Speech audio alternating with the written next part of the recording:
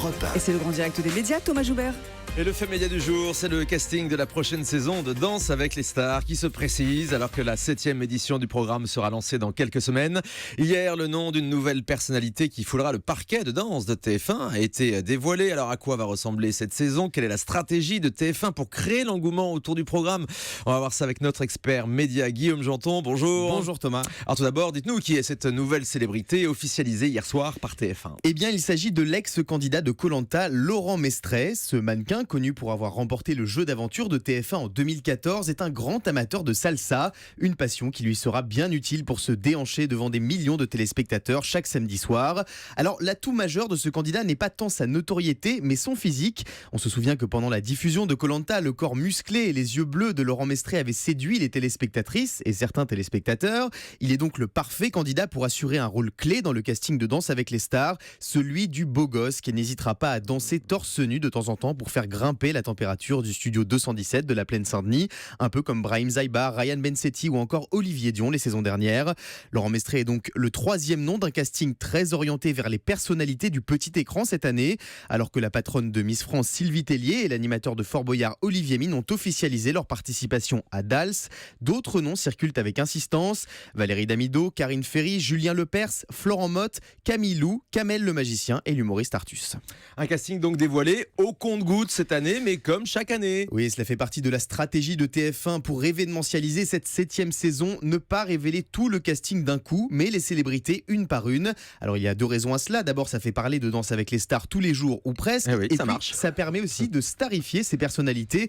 On remarque d'ailleurs que cette année, en général, ce sont elles qui annoncent leur participation à l'émission de TF1 et pas la chaîne. J'en veux pour preuve cette longue interview de Sylvie Tellier accordée aux Parisiens au mois de juillet, tout comme Olivier Mine dans un entretien à TV Grande Chaîne.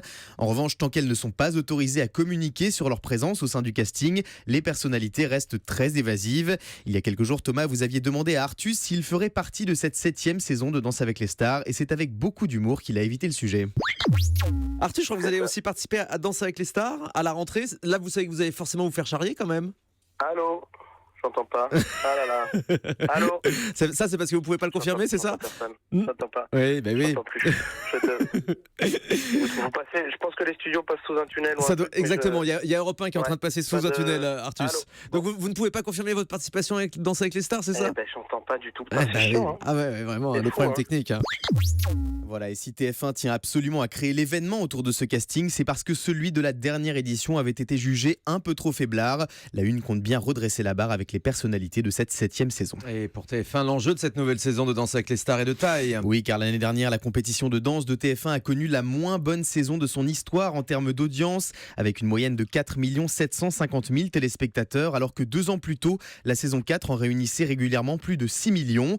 Si le public est au rendez-vous cette année, Danse avec les stars confirmera son statut d'émission phare de TF1, au même titre que Koh-Lanta et The Voice. En revanche, si les audiences continuent de chuter, sa pérennité ne sera pas assurée.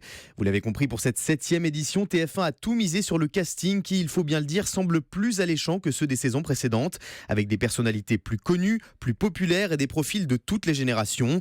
En revanche, pas de changement du côté des animateurs. Laurent Ournac et Sandrine Quétier rempileront pour une nouvelle saison en binôme. Pas de changement non plus du côté des juges de l'émission. Les téléspectateurs retrouveront les 4 personnages hauts en couleur qui ont eux aussi contribué au succès de Danse avec les stars en 6 ans. Chris Marquez, Marie-Claude Pietragala, Fauvoto, sans oublier l'inépuisable Jean-Marc Généreux. Et ça... J'achète. Voilà, vous me l'aurez fait faire. Hein. C'est vrai que ce qui est assez étrange dans Danse avec les stars depuis quelques saisons, c'est que les danseurs professionnels de l'émission sont quasiment plus connus que les participants, les vedettes qui sont censées être les stars du programme.